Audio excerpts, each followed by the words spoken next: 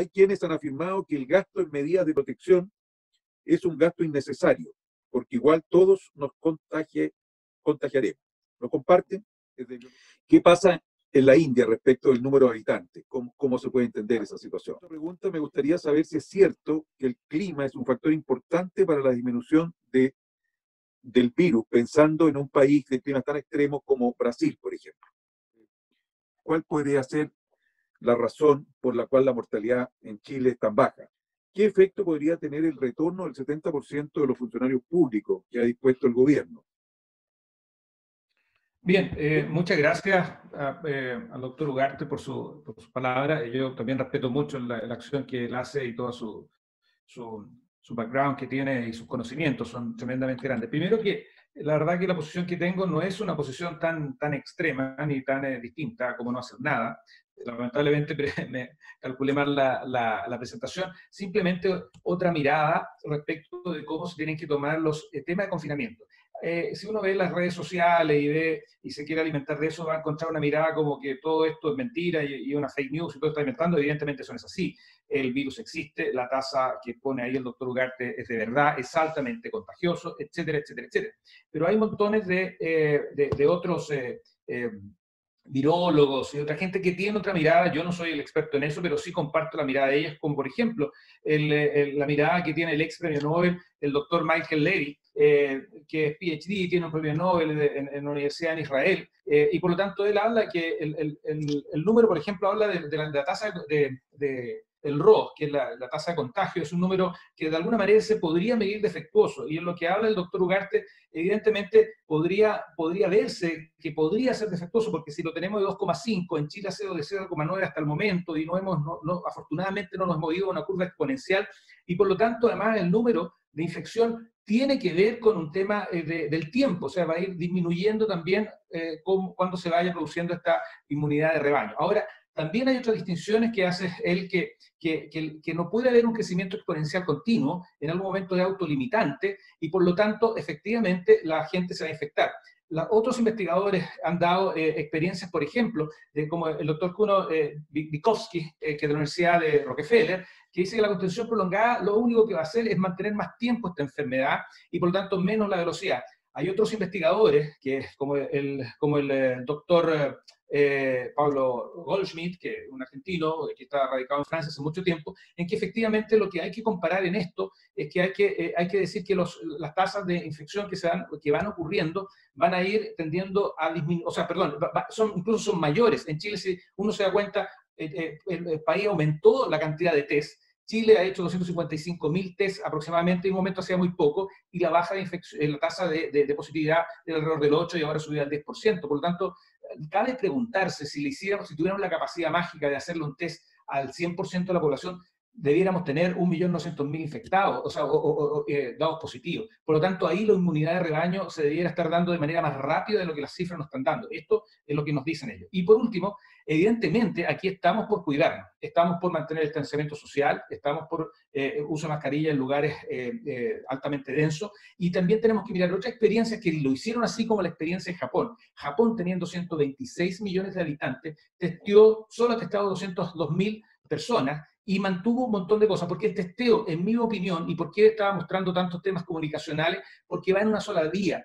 Muchos médicos de España, amigos míos, y algunos amigos que estaban en Italia, en las primeras fases de la pandemia, ocurría que decían, tengo fiebre, y por lo tanto voy a ir a ver si tengo el COVID positivo. Y se transformaba y le daba negativo, pero iba a un lugar, a un hospital público, donde se hacía el test, y esto estaba partiendo con un relajo tremendo, y finalmente se terminaba contagiando ahí. Y si uno mira, y con esto remato lo que quiero decir, es que si uno se da cuenta que esta sensación de miedo, y uno se va para atrás, cuando le dio la influenza anterior, el año pasado, le dio la primera fiebre, el paciente no corrió a hacerse test. Y en la gripe porcina, que tengo todos los datos de cómo se manifestó la gripe porcina, la OMS terminó de contar positivo hasta el caso 600.000. O sea, contó 600.000 positivos y hoy día vamos. Entonces también hay un tema que es lo que dice la política en Japón, que una cosa es que hay que cuidarse, pero otra cosa es que hay que los mismos cuidados a eso, o el mensaje hacia la comunidad, podría ser viendo perjudicial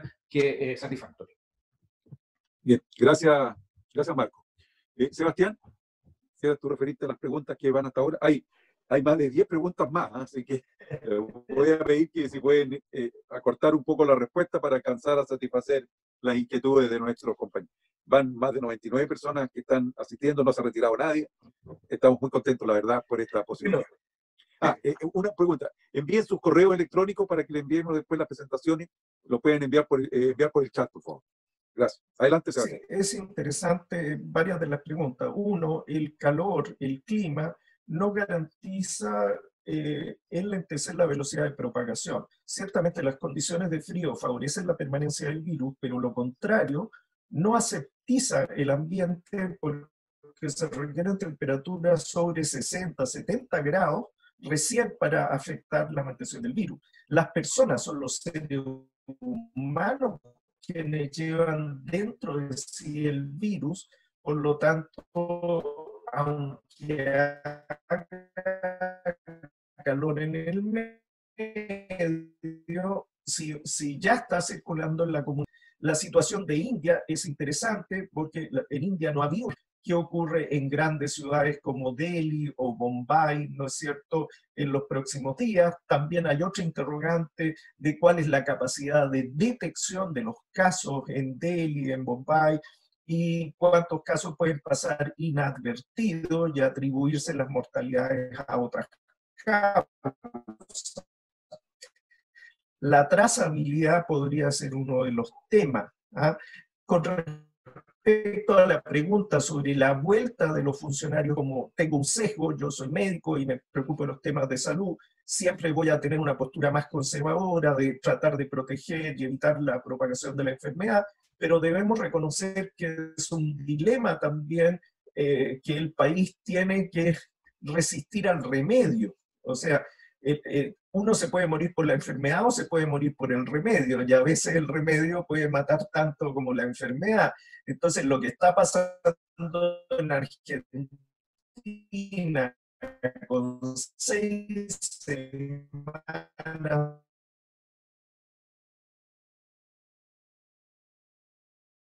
en Chile. Chile está estable, pero ha soportado momentos difíciles, y dentro de la cadena de sobrevivencia de Chile tienen que estar las instituciones públicas funcionando para que los bonos, por ejemplo, las pensiones alimentarias y toda esta cadena de asistencia social del Estado pueda llegar a la gente. En un primer momento el énfasis fue lo sanitario, pero ya no es solo lo sanitario, también hay otra serie de reparticiones que deben funcionar. Probablemente la vuelta a clase puede ser más peligrosa porque si vuelven los niños a los colegios, vamos a transformar una circulación comunitaria en una circulación domiciliaria, con niños que se contagien y lleven el virus a su casa, y en vez de tener solo un niño que pueda hacer una enfermedad leve, podemos tener una familia completa, incluyendo los adultos y los adultos mayores que allí vivan. Muy bien, muchas gracias. Voy a hacer 5 preguntas más que han llegado, que son todas muy interesantes, pero una persona pregunta, ¿por qué no se ha tomado el modelo de Taiwán, ya que tiene muy buenos resultados sin realizar cuarentena total, ni cierre de escuelas, ni comercio? Entonces se pregunta, ¿cómo lo lograron? María Angélica pregunta, ¿cuál es su opinión en relación al carnet sanitario? Es un tema que ha estado estos últimos días, y por cierto que hay también opinión en un sentido y en otro. También preguntan si tienen opinión sobre el caso de Guatemala, que también ha dado que hablar. Otro asistente a este conversatorio pregunta, las autoridades sanitarias han mencionado que la atención primaria en salud no ha tomado un rol importante en esta pandemia. ¿Cómo se comporta el virus sobre superficies orgánicas como fruta y verdura? ¿Se sigue replicando o es como una superficie inerte y se descompone? Hay tantas preguntas más. Finalmente, no podemos, tal vez con esta podríamos después terminar, ¿no? Finalmente dice, no podemos tener esperanza entonces en el concepto de inmunidad de rebaño. La quiero interpretar como, ¿cuándo podrá llegar la inmunidad de rebaño si es que no hay vacuna? Y ya Sebastián ha señalado, esto puede ser en una ola o en 2 o en 3. Patricio, me gustaría responder el tema de Taiwán y Japón, que justamente lo tenía en una de las láminas. Sí, adelante. Bien, voy a compartir la pantalla. Si no estamos, mira, de aquí voy a partir. Esos son algunos de los profesionales que tienen una mirada distinta, como el doctor Michael Leviti, que hablaba del rol defectuoso que podría tener el premio Nobel en química y experto en biología computacional. Y habla también que el confinamiento podría limitar, digamos, esta inmunidad de rebaño.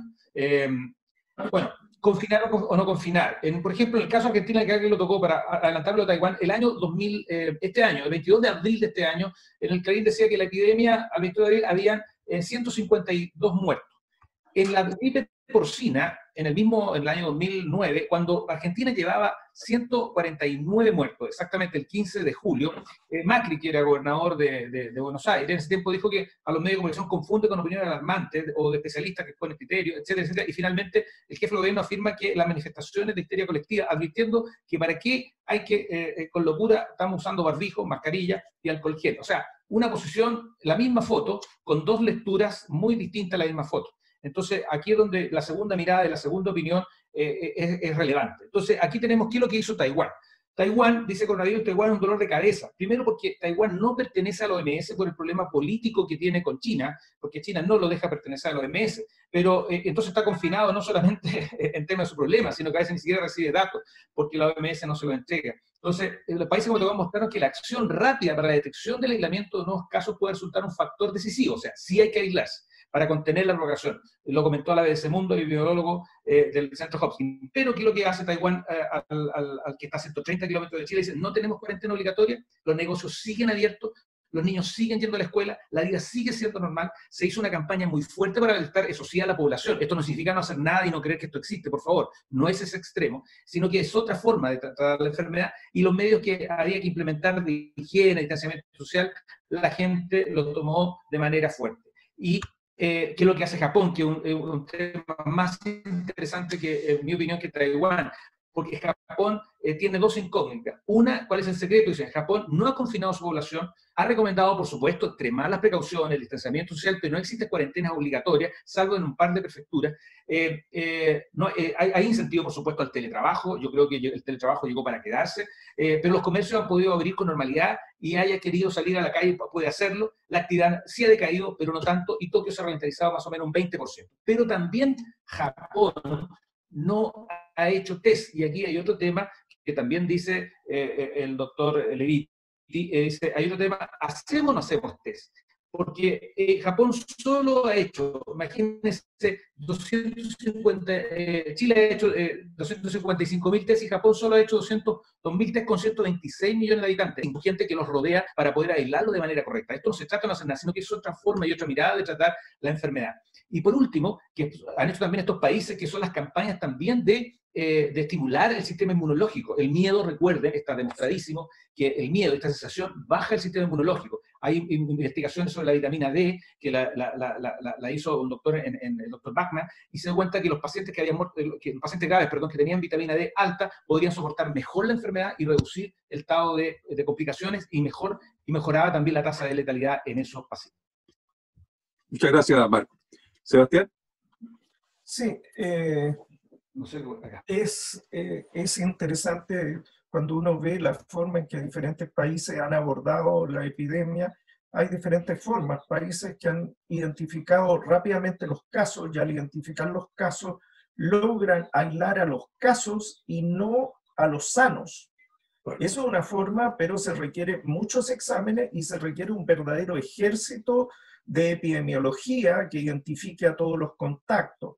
Desde luego, ya en Chile sería difícil hacerlo a esta altura con miles de casos y miles de contactos. Ya las capacidades de la Seremi ya se están viendo sobrepasadas.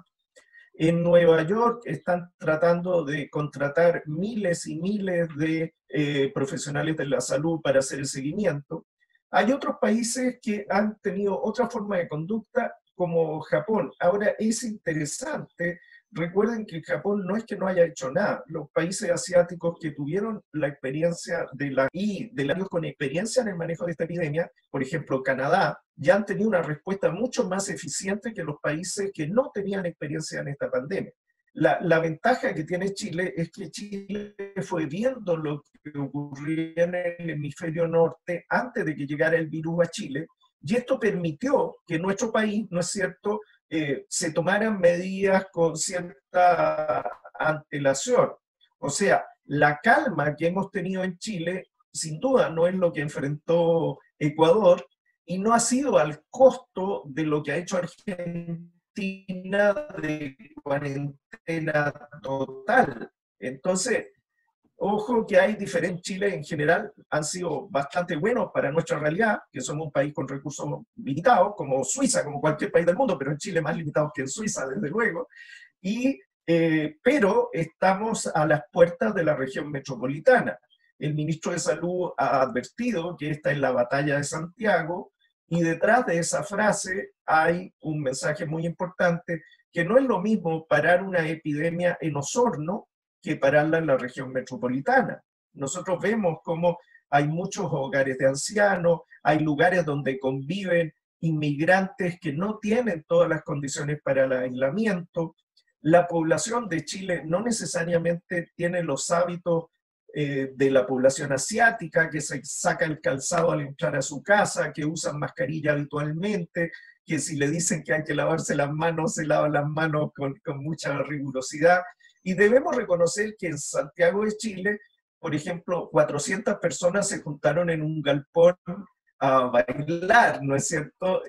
Ese tipo de cosas hace que medidas como las cuarentenas obligatorias sean las herramientas que tiene que tomar la autoridad sanitaria a veces, que si la población fuera más responsable quizás no serían necesarias. El doctor Patricio Silva, que ha ocupado altos cargos en el Ministerio de Salud de Chile, sabe que uno no siempre hace lo que quisiera hacer y tiene que tomar medidas más drásticas porque a veces la población no colabora. Así es, así es. La verdad que este tema está claro que ha sido muy bien tratado por nuestros dos expositores y da cuenta del nombre que le pusimos, ¿no? Porque la segunda parte del nombre es una exageración, las cuarentenas y ver comportamientos de otros países, pero aquí está quedando claro un fenómeno que es fundamental. Salud y enfermedad tiene que ver con huésped, con virulencia, pero con dos aspectos que muy importantes que lo han dicho. Uno, la inmunidad y la capacidad de cada persona de resistir a la enfermedad, pero casi más importante, las conductas, las costumbres. El fenómeno de salud y enfermedad es un fenómeno cultural, en definitiva. Y evidentemente eso hay que tenerlo presente a la hora de imaginarse las políticas públicas que necesariamente tendrán que ser diferentes en una situación, en otra, en un país, en otro, etcétera, y también en el momento en que estamos. Nosotros tuvimos un privilegio, entre comillas, de poder observar con semanas de anticipación lo que había ocurrido ya en China y en algunos países de Europa. En consecuencia, eso es muy interesante para los efectos de las decisiones de políticas públicas. Voy a leer 3 preguntas más, o 4 tal vez.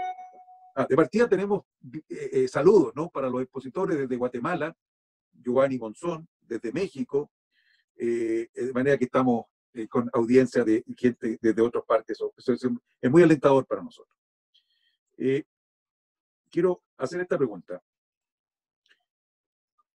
El doctor Mora plantea, pues lo que ella entiende, que plantea que la pobreza también genera problemas de salud y muerte. Es muy complejo ese equilibrio. Las medidas de confinamiento y detener el comercio no son sostenibles por el tiempo que dure la pandemia, si esta fuera de años, y lo deja como pregunta. Desde México, Fernando Aparicio pregunta si se puede indicar un poco la proyección que podrá tener la epidemia acá en Chile. Bueno, también desde El Salvador nos saluda Herbert García. Esta es una pregunta también, dice, si hipotéticamente se testea a toda la población chilena, ¿cuántos positivos se estiman tendríamos actualmente? María Angélica pregunta, ¿cuál es el porcentaje de falsos positivos que pueden dar el test inmunológico? ¿Se conoce ese dato? Eso. Dejo con la palabra a los expositores y con estas preguntas vamos a ir terminando nuestra reunión de hoy en la mañana. Sí, yo quiero contestar la pregunta que me hacen directamente respecto a la pobreza y esto. Efectivamente, el doctor Sebastián Ugarte también lo ha dicho, y en eso coincidimos tremendamente, de que uno cuando va aplicando en medicina, en odontología, cuando va aplicando ciertos tratamientos, hay un principio de no maleficencia, es decir, yo tengo que aplicar un tratamiento, pero no tengo que mi cirugía, mi acto clínico, tener que provocarle perjuicios a ese paciente. Y por eso yo hablo del concepto de la segunda opinión. Evidentemente, yo aquí voy a hablar de dos casos, porque también hay, así como un extremo no hacen nada, y va a analizar el problema probablemente como lo hizo Boris Johnson, el primer ministro de Inglaterra, no va por ahí el camino. Pero hacer lo que hace Argentina, de tener un confinamiento con 150 casos y con muy poca gente, digamos, infectada, como lo tuvo en La Rioja cuando partió el confinamiento, que no había ningún caso. O sea, aquí yo creo que el gobierno en Chile lo ha hecho bastante moderado y de manera muy acuciosa y no ha pisado el palito del populismo que probablemente otros países lo han pisado. Yo creo que aquí lo que ha ocurrido es que la población ha adherido también a una pandemia del miedo y ha pedido ser cuidada. Y ha pedido ser cuidada a expensas de las libertades personales y de las garantías constitucionales que están siendo, que a veces se usan para este tipo de casos, que es evidente, pero uno va por ese otro extremo también como Argentina. Yo no sé lo que va a pasar con Argentina y lo miro con bastante pena porque tengo muchos amigos argentinos cuando abran el país y ni siquiera han tenido una mínima inmunidad de rebaño, mínima, como sí lo ha hecho inteligentemente Chile. Yo la hago a la autoridad chilena más allá de la posición política que algunos podamos tener en pro o en contra, pero creo que el ministro ha sido sólido en eso. Eso por una parte. Cuando uno hace un acto clínico, o en este caso un acto de campaña de salud, evidentemente hay costos asociados. Yo creo que esta pandemia en el mundo va a matar más gente producto de las secuelas de la pandemia, y me refiero al hambre, me refiero a los infartos cardíacos, a los aumentos de cánceres, a las cirugías impostergables, porque la electiva hay que tratarla en impostergable y cirugía electiva probablemente tal, esas que se dejaron de hacer y que va a terminar en una patología más de urgencia o emergencia. Entonces, hay que ser muy claro en una posición un poquito más mediana. Mi posición no es extrema, no hacer nada y dejar que esto un laissez-faire, sino que mi posición, quiero clarificarla, hay que tomar medidas. El gobierno chileno creo que ha tomado, en cierto sentido, yo creo, porque he estudiado esta segunda opinión, creo que es posible empezar a liberar estas medidas manteniendo los cuidados sociales. Evidentemente el doctor Ugarte también tiene un punto de razón, pero yo quiero manifestar mi posición también de eso. Un paciente más educado, obviamente es más fácil de hacerlo. El paciente que no se toma su metformina, la diabetes no la puede controlar nunca, por más que uno lo diagnostique 10 veces. Por un paciente que no se cepille los dientes va a tener su enfermedad periodontal y probablemente se va a terminar cayendo los dientes. Pero si yo sé eso, mi solución no puede ser sacarle todos los dientes. Yo soy periodoncista porque a salienda voy a saber que lo va a perder porque el paciente no tiene tratamiento. Por tanto, nuestro acto clínico tiene que ir destinado inclusive contra o enseñando esa cultura que tiene el país. Tenemos una oportunidad de tomar cultura sanitaria respecto a este tema. ¿Cuándo lo vamos a hacer si no es ahora? ¿Cuándo lo vamos a hacer? ¿Cuándo va a llegar una cultura como la que tiene, por ejemplo, Japón? Que es cierto que el factor de los japoneses, yo estaba en Japón y la verdad que la cultura de respeto por el otro, más que no se habla de distanciamiento social allá, se habla de respeto por el otro, porque no te voy a tocar ni voy a invadir tu espacio, tu medio metro cuadrado. Si nosotros tenemos la capacidad en este tema de crisis, de poder enseñar a nuestra población con una nueva cultura, lo vamos a poder hacer ahora y va a ser muy difícil hacerlo después. Por tanto, y no mi pronóstico, lo que he estudiado en términos pronósticos, que esta pandemia, en el mundo llevan 200 y tantas mil personas, pero ha bajado la cantidad de muertes por influenza. No es que va a llevar más tiempo, pero se les va a llegar. Yo tengo el análisis del CDC de Estados Unidos, cómo portó la gripe porcina, porque en la pandemia que tenemos hubo dos maneras de influenza normal. Para la siguiente sesión de invierno de Estados Unidos fue de un tercio de los casos de un año normal. Es decir, las medidas de seguridad y las medidas de higiene hicieron que las influencias bajaran completamente. Yo creo que en Chile van a bajar las influencias si tomamos el ejemplo que ocurrió después del brote de gripe porcina. Muy bien, muchas gracias. Sebastián, te dejo con la palabra y final y que te hagas cargo de la pregunta que nos llegó recién, porque al final, ¿de qué podemos esperar para la inmunidad de rebaño en nuestro país? ¿Cuándo la podremos lograr si es que no llega la vacuna antes? Adelante, por favor. Bueno, para responder esa pregunta, estimado Patricio, debo recordar una publicación que hicimos en el Journal of Critical Care, cuando bastantes años después de la epidemia del 2009, el año 2017, es decir, 8 años después, nosotros veíamos que casos muy parecidos a la influenza A H1N1 seguían cada año llegando a la UCI con pacientes no adultos mayores, no embarazadas, sino adultos en edad productiva. Y empezamos a testear esos pacientes en un trabajo multicéntrico en América Latina y pudimos ver de que seguían enfermando y muriendo 8 años después de la pandemia del año 2009, pacientes por influenza A H1N1. Esa publicación lo que vino a demostrar es que la política sanitaria de vacunar a los grupos de riesgo, en el fondo es una forma elegante de decir de más riesgo, porque nosotros también tenían riesgo, dejaba a una población sin protección, que fue la población que 8 años después seguía enfermando por influenza A H1N1. El nuevo coronavirus enferma ahora y debería seguir enfermando por muchos años.